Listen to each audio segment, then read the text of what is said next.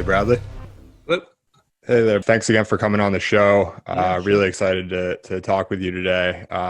Huge fan of your podcast, Firewall. Recommend everyone checks it out. Thank you. Also, really enjoyed your book, The Fixer. Read that earlier this year. Just a super interesting background, and definitely seemed like a guy who's just not afraid to kind of shoot it straight. So I've learned a lot from you and enjoy a lot of your opinions. Um, Before we get too deep into some of the more serious issues, I know we have one somewhat unfortunate thing in common is we're both pretty big Mets fans. Uh, Ugh, so, yeah, so I'd like to know, I don't know if you watched the game last night, but love yeah. to I hear mean, at your least they thoughts on the won, season. but I mean, DeGrom may be the first pitcher to go into the Hall of Fame with 300 no decisions. He's insane. So yeah, but look, it's been a much worse season than I expected. Yeah, there are a bunch of injuries, and they lost Stroman and Syndergaard, and that's pretty devastating. But at the same time, so many of Brody's things haven't worked out. Now that we're sort of a good 2 years into his tenure, I was thinking about this the other day. Really, almost nothing he's done has worked, right? The Kelenic for Cano and Diaz trade was epic disaster. The Stroman trade was a disaster. Signing of Familia was bad. The signing of Jed Lowry was bad. Not clear the signing of Wilson Ramos was any good. So, other than trading for J.D. Davis, he really hasn't done anything of value. So I have to imagine that whoever acquires this team, which sounds like that could happen in the next few weeks or so, that they're going to get rid of him and hopefully put in someone who knows what they're doing. Yeah, I definitely hope that happens. All my teams seem to be pretty much toxic from ownership down. I'm unfortunately Who else a do you root for? Knicks and a Jets fan as well. Yeah, So yeah. plenty Well, of part problems. of the problem of all three of your teams, and I have no difference. I'm a Giants fan instead of a Jets fan, which is the same situation, which is it's all Lucky Sperm Club, right? So Jeff Wilpon runs the Mets, but he didn't earn any of the Wilpon's money. He just spends it. Jim Dolan owns the Knicks, but his dad is the one that created Cablevision.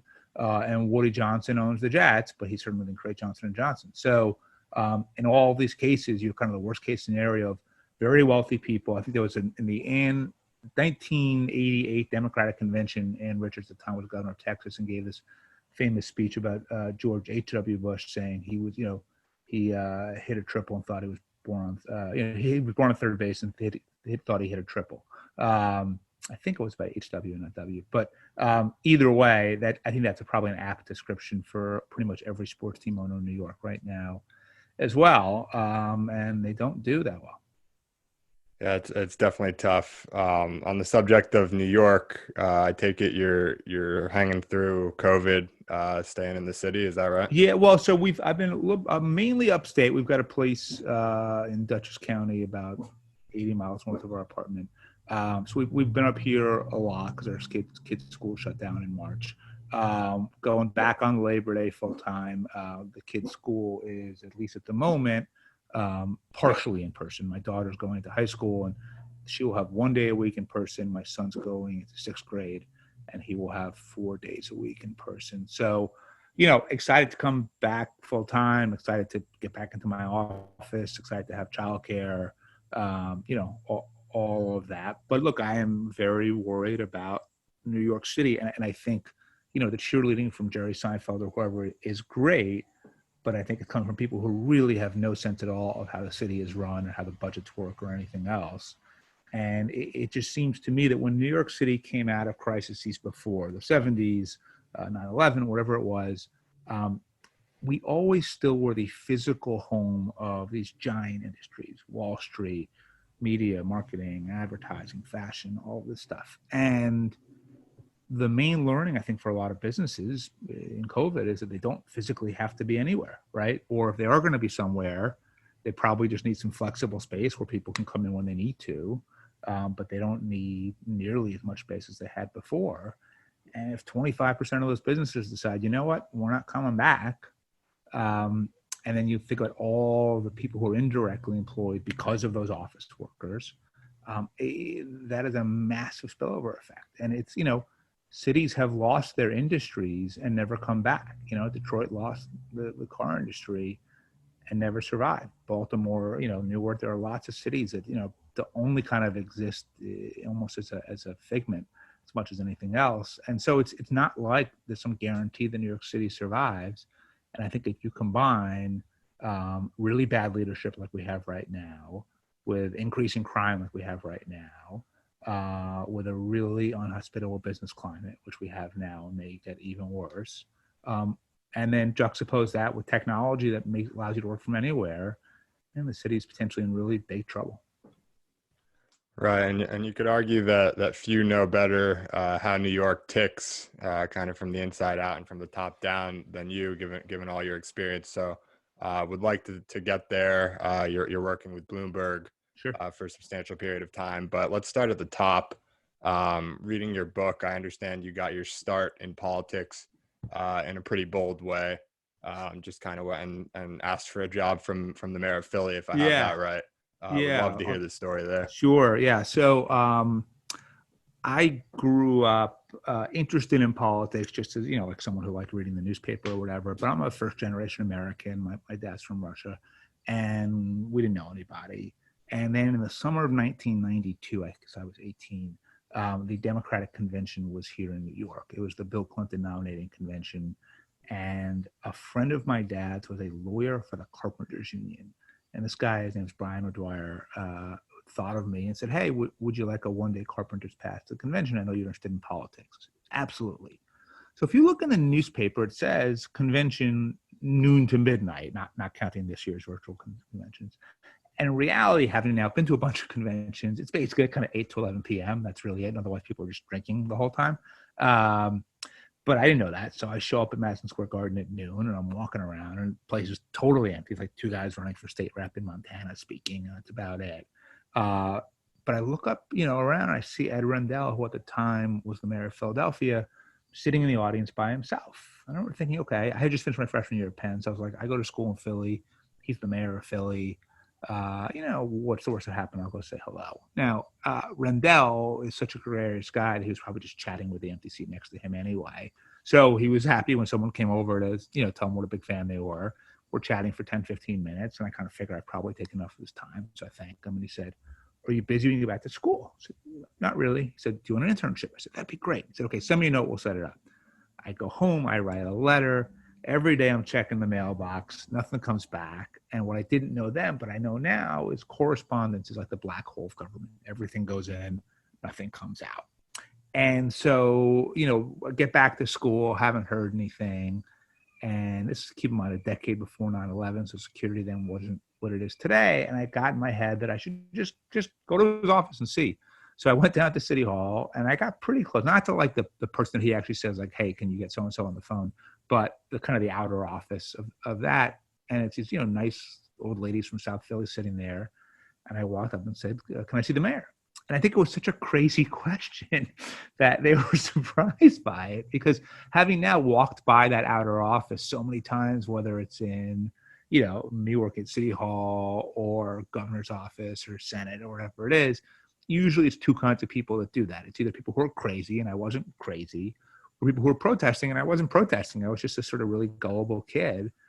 And they said, well, he's a little busy. I said, well, could I leave a note? And they said, sure. So I write a note, and I get back on the subway to go back to the dorms. And it kind of hits me halfway. I'm like, you idiot. You can't just go ask to see the mayor, kind of. And in my head, I kind of write off, this is never going to happen. And then I get back to the dorm, and the phone rings, and they said, please hold for Mayor Rendell. And he got on the phone and said, when are you coming to work? And I said, I will be right there. And then worked for him all through college. It's an awesome story. I think it's great to go get what you want. And I can draw kind of two principles that I got from kind of elsewhere, reading your book, listening to you speak from that story, and would like to talk about those too. So one is it seems like you do a lot of stuff very early, like literally waking up very early, sending emails very early. Have you always been someone who just kind of wakes up and gets after it, and in this case shows up on time for the long seminar? I think so. I mean, I'm sure as a teenager and college student, I slept in like everyone else, but overall, I typically get up by 5 or so. And I kind of like having that period in the morning where I can catch up on work. My head's pretty clear after I've had some coffee, so I can kind of have ideas. I can kind of send people stuff without having a deluge of responses. Read the Times, read the Journal. My son and I read the New York Post together every morning. Try to exercise, and then by then I feel like I'm pretty ready for the day. So it's definitely, but I think even more so than just sort of starting early, which is I think everything that I try to do is just extremely proactive, right? So like, for example, all of our clients on our consulting firm or a lot of the portfolio companies out of our venture fund, get an email from us every day at 7 a.m. that says, here's what's going on in the campaign today. Here's what's happening in every jurisdiction, every market, every issue. And it sets the agenda and it accomplishes a few things. One, whoever receives it kind of loves it because it shows that people are on top of whatever their issue is.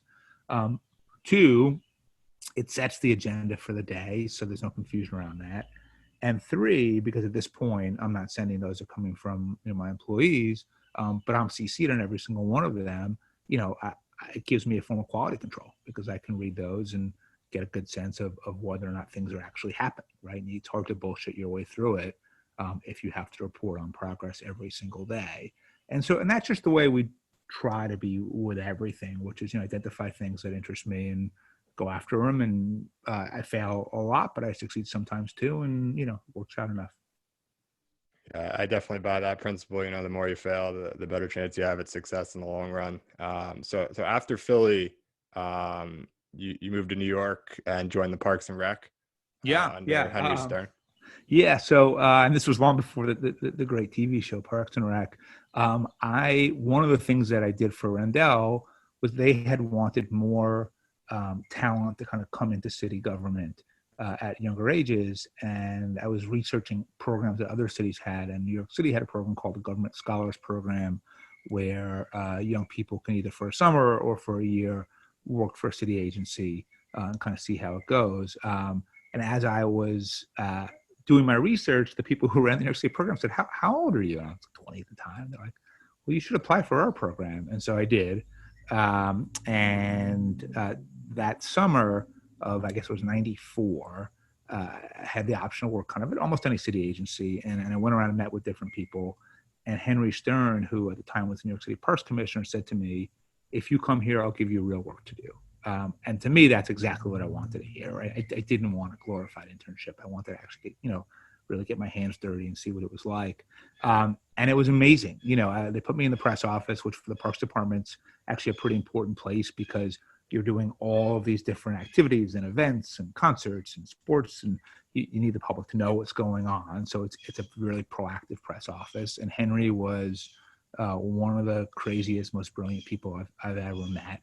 I think at the time he was the youngest graduate ever of Harvard Law School. He was the kind of guy that you could literally say to him, like 435 East 82nd Street, like, oh, it's between York and First on the south side of the block. There's a purple door. Like, he knew the whole city. Like, it was unbelievable.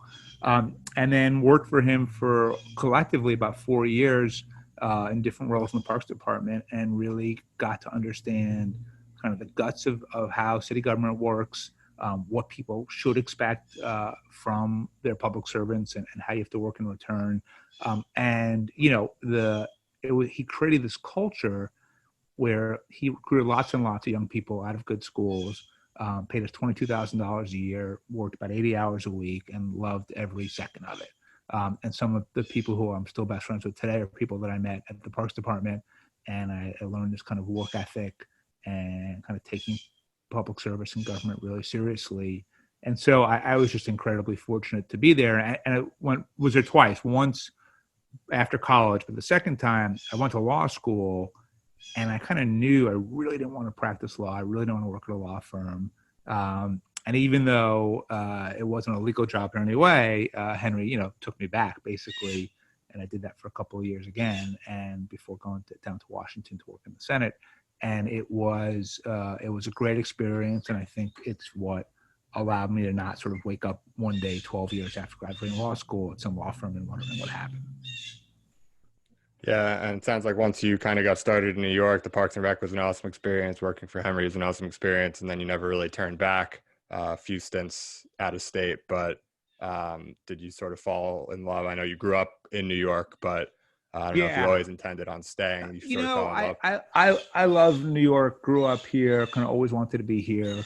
Had some stints outside of New York. So I spent a couple years in Chicago when I was in law school, and then 4 years in Chicago and Springfield, Illinois, when I was the deputy governor of Illinois.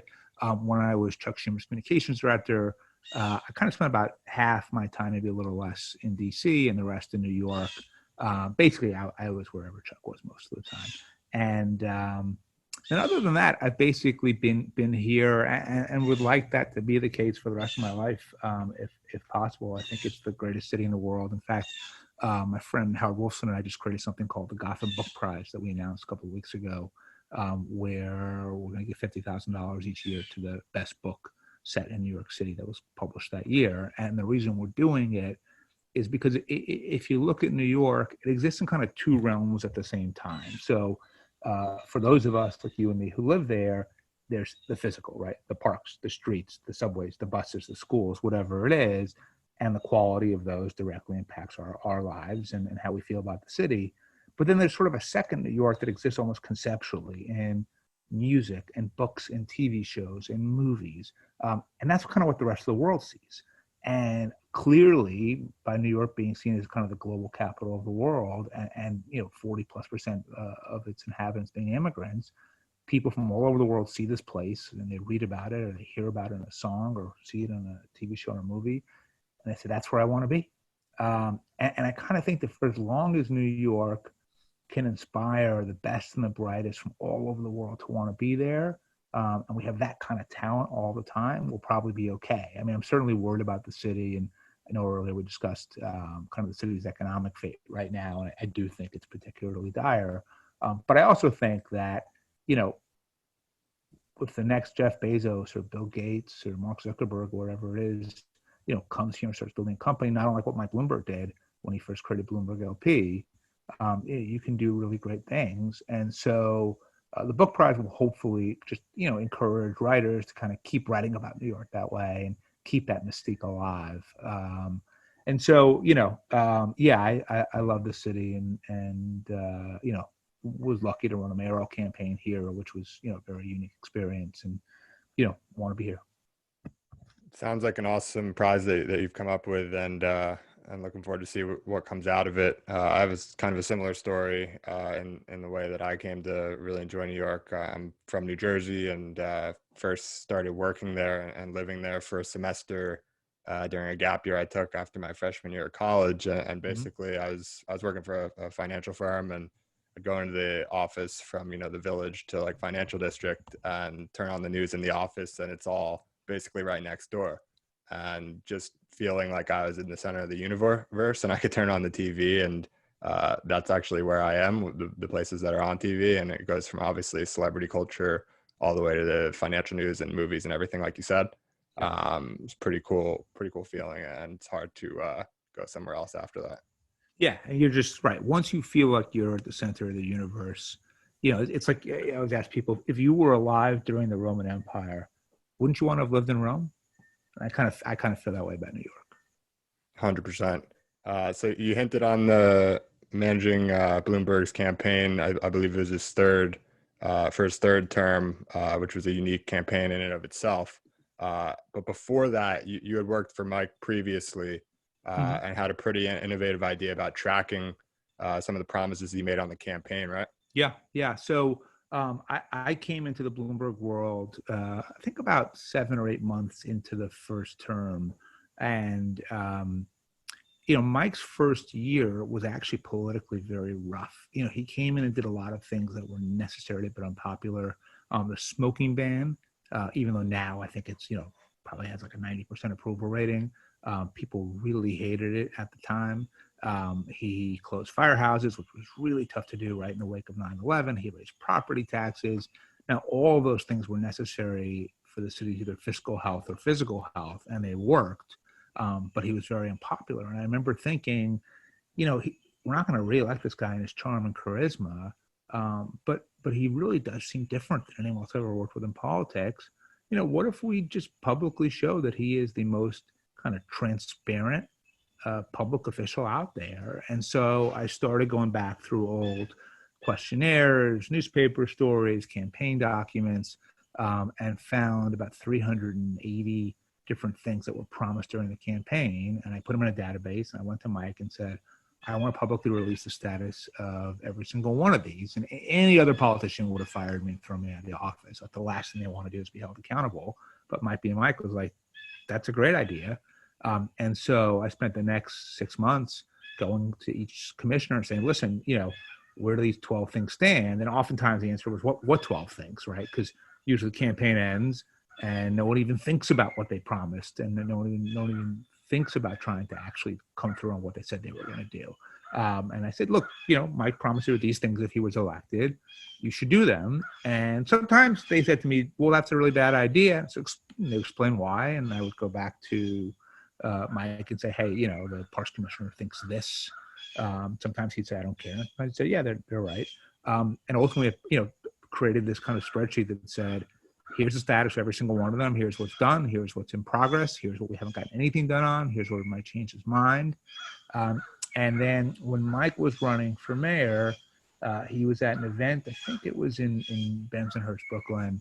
And a man named Anthony Santamaria said to him, you politicians are always saying you come out here when you hear votes and then you never come back. And Mike said to him, win or lose, I'll meet you here. I think it was at 7 a.m. the morning after the election. It's like the end train stop somewhere out there. And lo and behold, Mike wins. And that morning goes back to that stop, remembers it. Anthony Santamaria comes in also. And it's this great moment of a politician, coming through on what he said he would do. And so we had Anthony and Mike do the event together and release the list. And I think the administration did it for all 12 years it was in office. And the Times, I remember, did a story trying to see if anyone politician ever done this before. And they actually couldn't find a single example of a U.S. politician proactively holding themselves accountable for a campaign promise. And to me, that's who he is. I think he is the greatest mayor we've ever had by a lot. While the presidential campaign this year just was clearly the wrong timing. It's too bad, and I think he would have been an incredible president.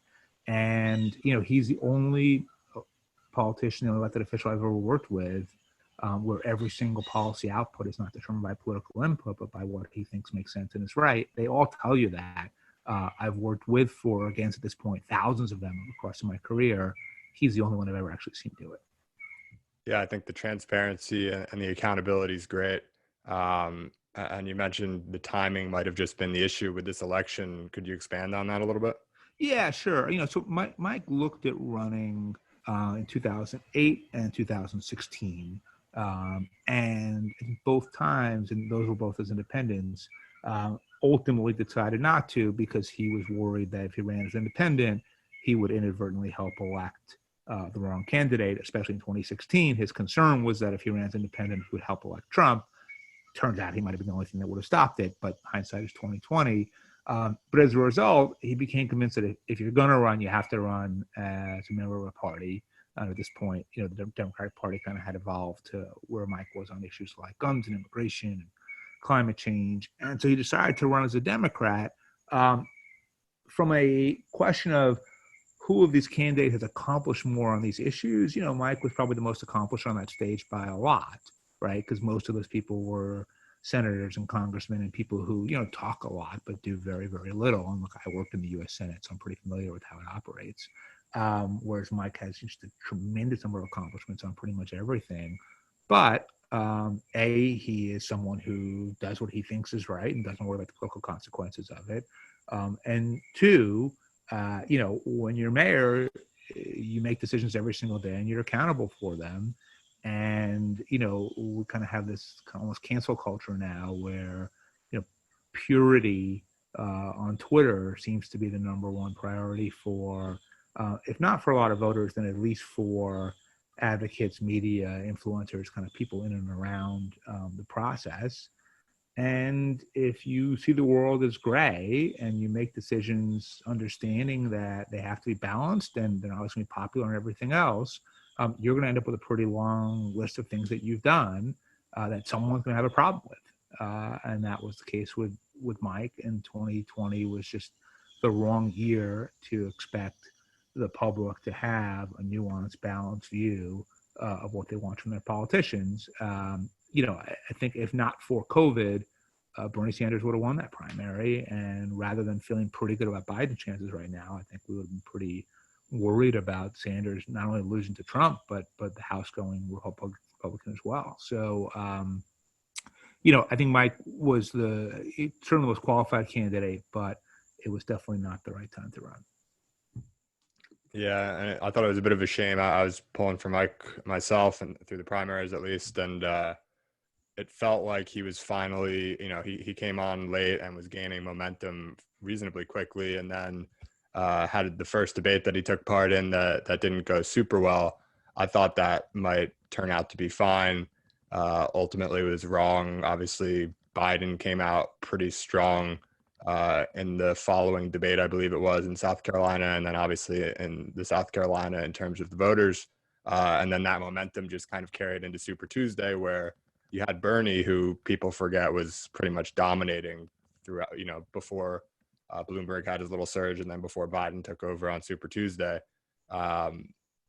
But Biden kind of showed up in South Carolina, which all along people figured he had in the bag. And then between that and the strong debate and really just like an angry debate with a lot of yelling and like stern talk, I thought on his part, which is, a fine image to convey. But then I personally thought that momentum probably played at least a part in the way Super Tuesday went, in which, Mike wasn't super far behind in a lot of these states. Was that something where you felt like it was actually a little bit closer than it might have seemed? The strategy that Kevin Sheekey, who was our campaign manager, developed, I think was a really good and innovative one. And it was the only one you could develop when you enter the race, just a couple of months before the voting starts being cast. So Kevin's theory was, we're not going to worry about the first 4 states, which were Iowa, New Hampshire, Nevada, and South Carolina. Instead, we're going to focus on the Super Tuesday states, because as a candidate with pretty much unlimited resources, we could go up on the air in all of those places at once, while the other candidates are all focused on those 4 original states. And so Mike polled really well in those states for a while. I think that, had the debates gone better, we probably would have had a little more of a chance. But I think once Bernie won the first 3, and then Biden dominated South Carolina, and then COVID started happening, and people realized that there was something bad kind of on the horizon, all of that sort of made it very, very clear that you needed to coalesce around Biden if you didn't want Sanders to be the nominee. And you saw Klobuchar and Buttigieg and others drop out of the race and endorse Biden. And, it just made sense for Mike to do the same. Yeah, I mean, at that point, it seemed done, unfortunately, but I was certainly rooting for him while he was in the race. You've said that he's the most impressive person you've ever worked for or with, and that you admire his management style, I think, in a bunch of ways, and strive to emulate it. Can you talk a little bit about, you talked about the accountability and doing what's right, regardless of what people think. Is there anything else that? Yeah, it's a lot. I mean, look, I think part of it is the way that he, Mike's in many ways greatest skill is recruiting and retaining talent, right? So, one of the reasons the city government did so well under Mike is it's not that he was the ultimate expert in every single department and issue. It's not like the Cuomo administration where Andrew just sort of wants you to believe that he does everything in every agency, every job by himself. No one knows anything but him. Mike is like, okay, I don't know about most of this stuff, but what I'm going to do is get the most talented people I can possibly find. I'm not going to worry about politics or anything else. I'm just going to get as much talent. And then I'm going to give them the freedom to do their jobs. And I'm going to hold them accountable. And I'm going to work very hard. But I'm going to trust their expertise. And if they have a really good idea that we try and it fails, I'm going to back them up. Dan Doctoroff was in charge of the city's Olympic bid, which we didn't win. Then he was in charge of the West Side Stadium, which didn't happen, and then congestion pricing, which obviously was the right policy, but was way ahead of its time and didn't happen. And after all those things didn't happen, Mike turned around and made him president of or CEO of Bloomberg LP, right? And Dan did an incredible job at the company. And so one thing I learned from Mike is you got to hire really talented people, and then if you want to retain them, you have to pay them well, you have to treat them well, and you have to give them autonomy. So everyone who works for me, we pay 100% of their benefits in the different funds that I have. All of my employees have equity in at least one of the funds. They've, a lot of them have equity and interest in different projects that I'm doing across different businesses. We are incredibly loose in terms of FaceTime, where you are when you're there. Everyone works hard and everyone has a lot to do, but I don't really burden people with process very much at all. I just expect them to get their work done, and they do. But a lot of it, from us sitting in a bullpen, my desk is just, in the room like everyone else is, to the conference room being glass, to letting people determine their own policies on, kind of sick days and vacation days and all of that, and just kind of mainly just trusting them to do it right. Those are all things that I learned from Mike. Loyalty, there are times where someone who works for you just doesn't have the skill set to do the job, or they behave inappropriately and they need to go. But at the same time, if people who work for you try something aggressive and fail, but you believe that they were trying the right thing for the right reasons, it's backing them up 100% and standing behind them. And so those are all things that I learned from Mike and still do. I mean, I spent a few weeks on the road with him in February when he was running for president. And one of the best parts of it for me was because he loves business so much and management.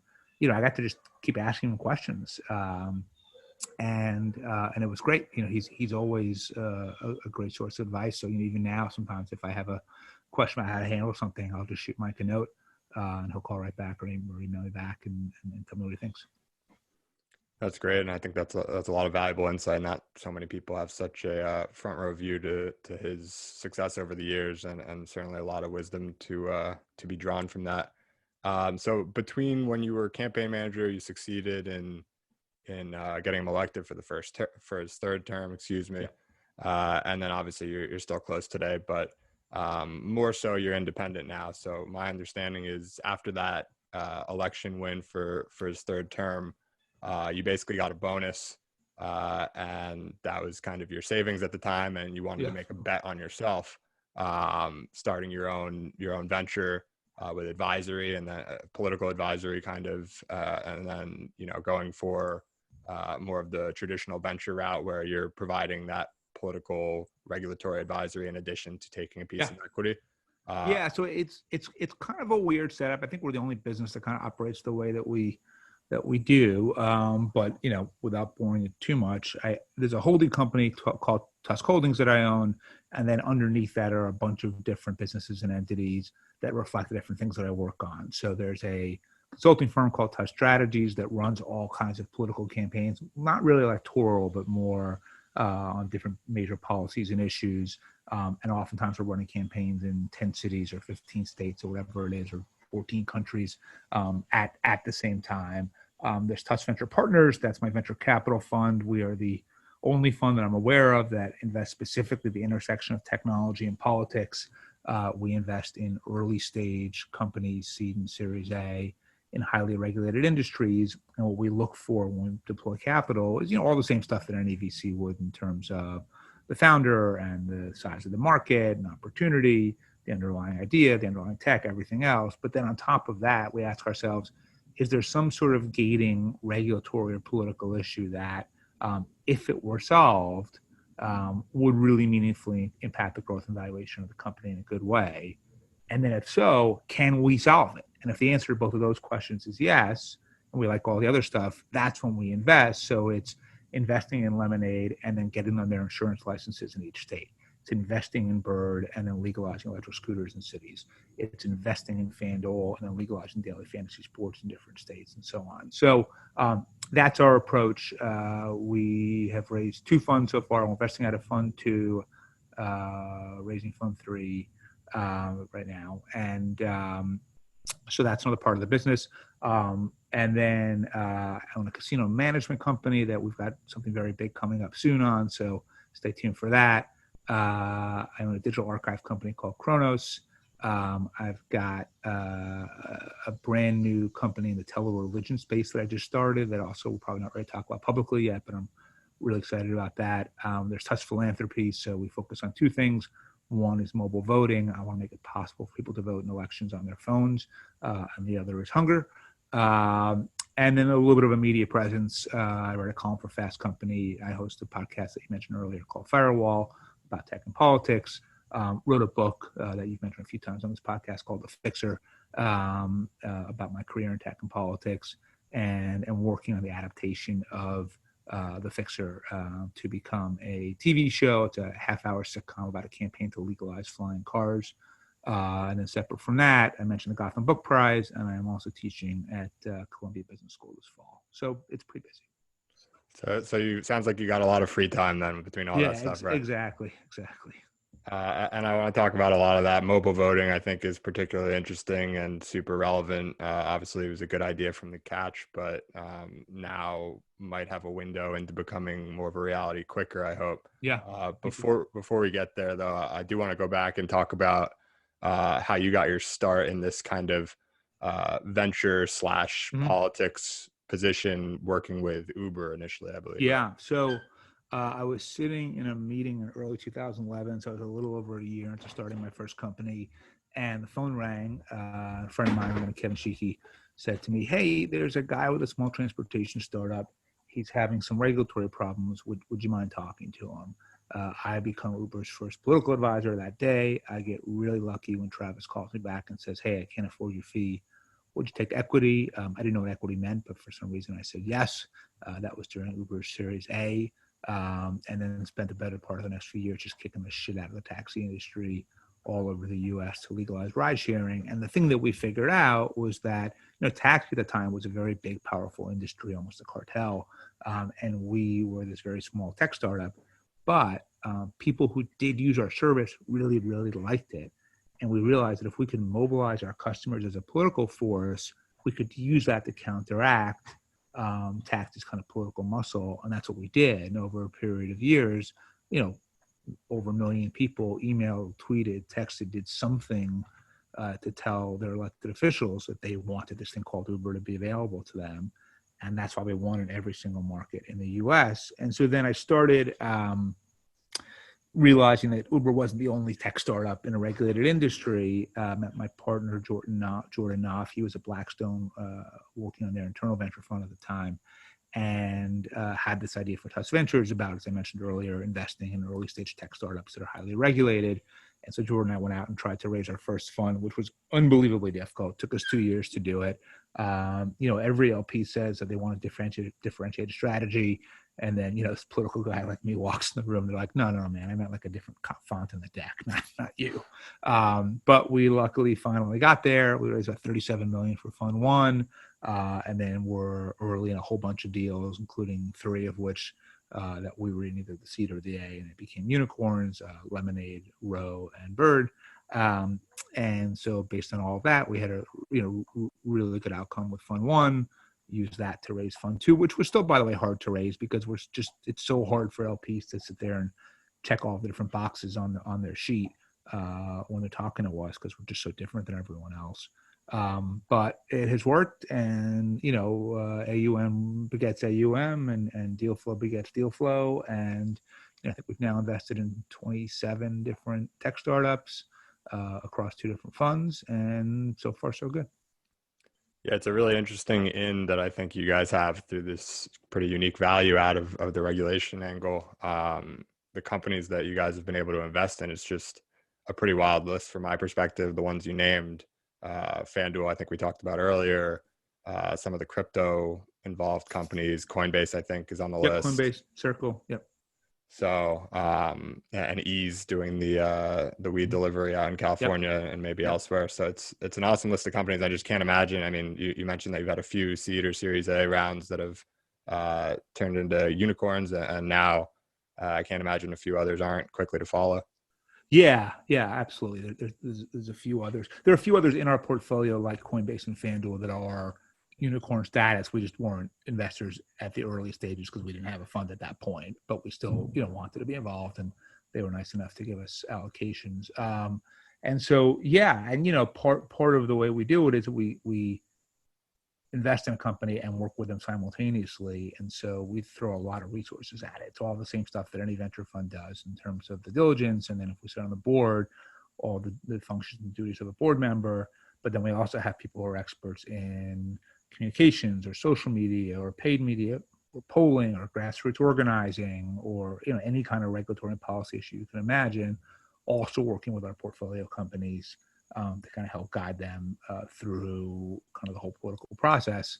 And that's what I think is in my mind, unique value proposition that we offer to the marketplace. Yeah, so I'd like to hear one more story before we move over to mobile voting, and it's a pretty nice transition actually, I think, and it's on Bloomberg and it involves Uber, and then it gets over to the voting piece as well. So there's a story in your book where you went directly to Kalanick, who I imagine you were pretty close with at the time, and Yep. This was in friends. this was in 2016, I think, when Bloomberg Yep. was just kind of feeling out a run, and floated the possibility of letting Bloomberg basically provide free rides through a Bloomberg button in the app for everyone to go vote. I think it's an awesome idea. I would love to hear the story. Yeah. So, when Mike was thinking of running for president in 2016, and I was thinking of sort of what it would take to do that, one thing I remember thinking and then writing in a memo to him was, if we run a conventional campaign, we will get a conventional outcome, which is defeat, right?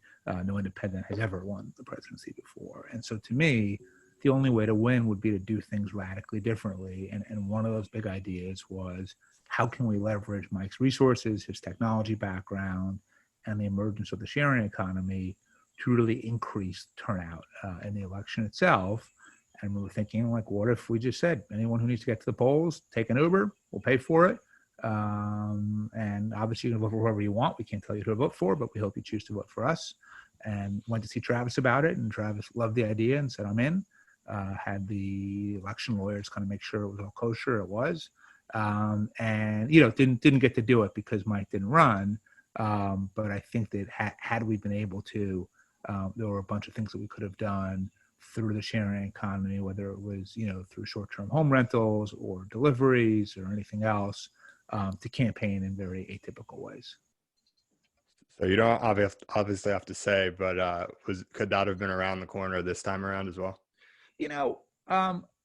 Yes and no. In 16, my plan was to run the campaign, and by 20, between the venture fund and all the other businesses and everything else, all I could really do was just kind of give some advice from the side.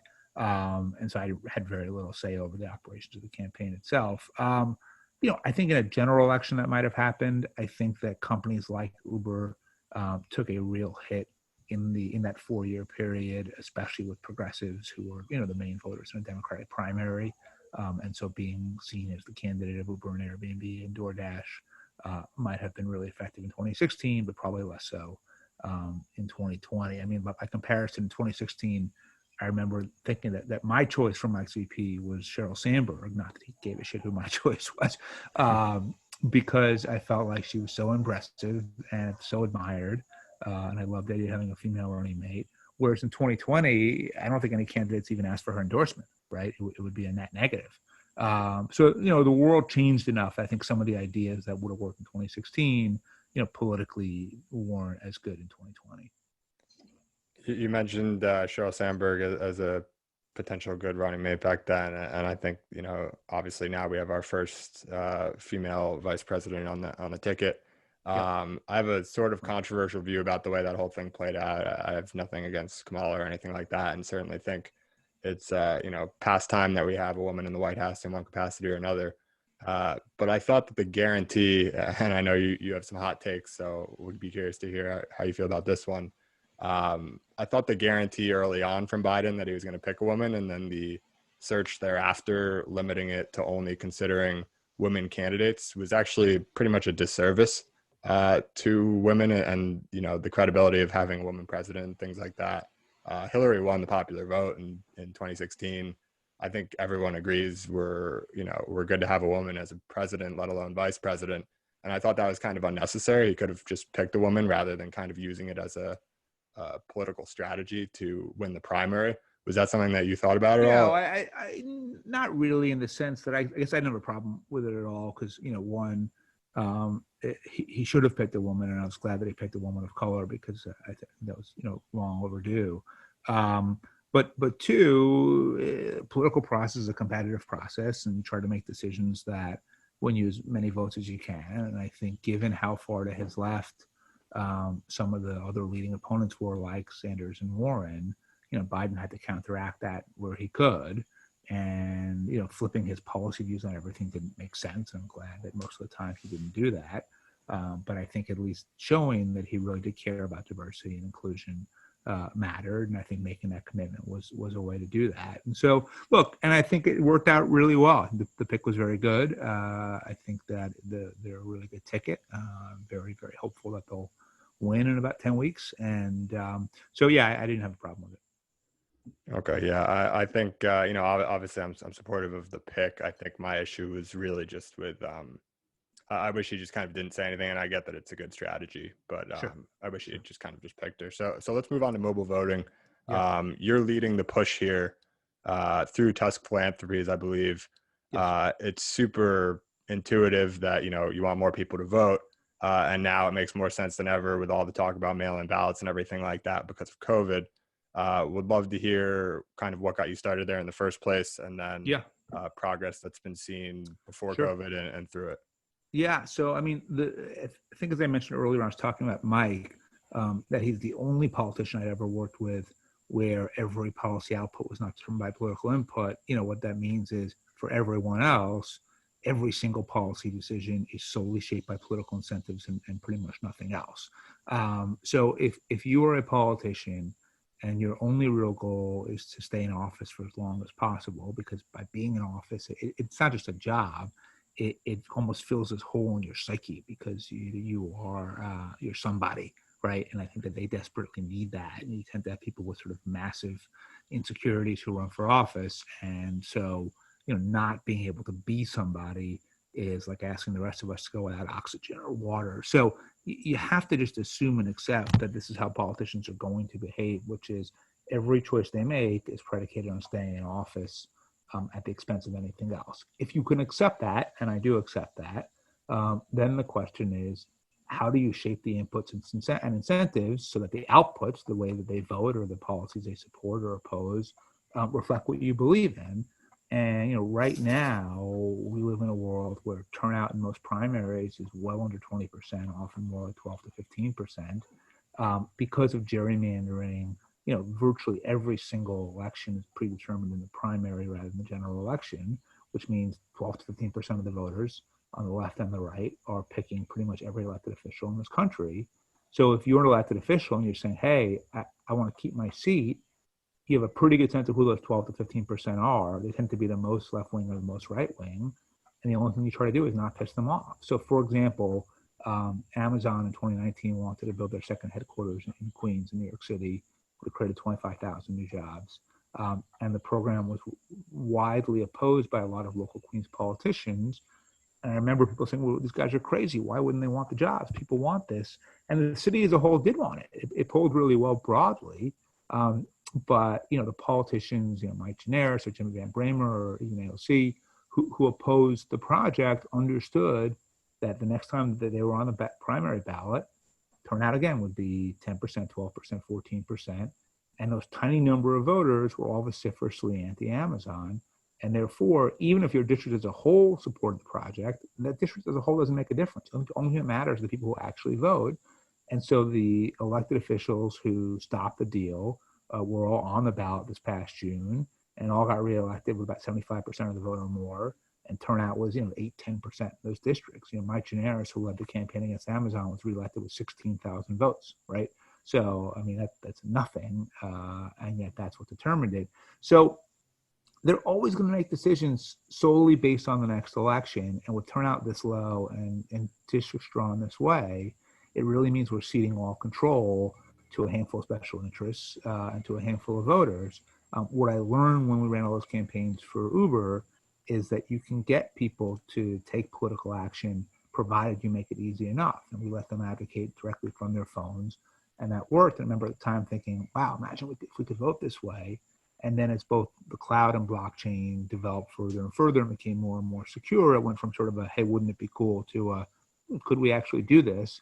And so a couple of years ago, I created the Mobile Voting Project, along with a woman named Sheila Nix, who's the president of Tusk Philanthropies. And since then, we have funded and worked on elections in 15 different jurisdictions around the U.S. across 6 different states.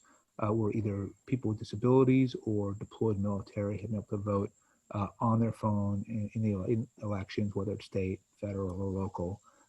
They have all been independently audited by the National Cybersecurity Center, all come back clean. Turnout on average has more than doubled. So far, so good. So it's been a pretty good run. The biggest challenge we have faced is when reporters write about mobile voting, they kind of always frame the story the same way, which is access versus security. So the access part is everything that I'm talking about and doing. Then they go to some computer science professor at some university and say, could anything ever possibly go wrong? The answer to any question is yes, something could possibly go wrong. And if you look at problems with voting by mail or paper ballots or voting machines, things do go wrong all the time. And so, Professor so-and-so says, yes, absolutely. And then all of a sudden, every single article on the narrative about the project is, well, it can increase turnout a lot, but if it's not secure. What I realize is we have to prove it is secure. And the companies who currently do this work have done a really nice job, but they're still very young companies without that much funding. And I realized that if we actually built our own product with some of our critics directly, and so we can kind of confound and shake up that traditional narrative, and then just open source it and make it available to governments all over the world for free, we could change the way people talk about this thing. Because ultimately, if you are a highly, an elected official today, you're the NRA on the right or the NEA on the left or wherever it is, you're not going to want mobile voting because you benefit from the system as it is. But you can't say, I don't want people to vote. That looks bad. What you can say is, I'm afraid it won't be secure. But if we're able to, with our critics and opponents, build a system that everyone agrees is secure, or at least just as secure as the other ways of voting, then all of a sudden the excuses start going out the window, and opposing us becomes a lot harder. And so we issued a request for information a couple of weeks ago, beginning of August, to the coding community, seeing if they want to work with us on this project. And I've dedicated, a good chunk of money towards building this project over the next couple of years. And my hope is that by the 2028 presidential election, everyone can vote in every single election on their phone. Yeah, I think it's a super important issue and still somehow very underrated. I know it's fairly recent that you started making this push, but a lot of people can see that government seems broken, and that it seems to be drifting towards two extremes. And it seems pretty apparent to me. And I've heard I liked one quote that you had in particular, which was basically that the mechanism of democracy isn't broken. It's the means by which we're doing it, which is super outdated form of voting. And now maybe Yep. we're doing the mail-in ballots or whatever it is, but it's like, it seems like an obvious fix. We do everything else on our phones. Why not vote? Yeah, and we do sensitive stuff. We do our banking, our health records are sent on our phones. So, and those are basically pretty much always fine. And so, yeah, and the people who oppose it, it's not that most of them are actually concerned about security. It's that the status quo works really well for them, and they don't want to disrupt it. And do you think that mobile voting will bring things politically more towards the middle?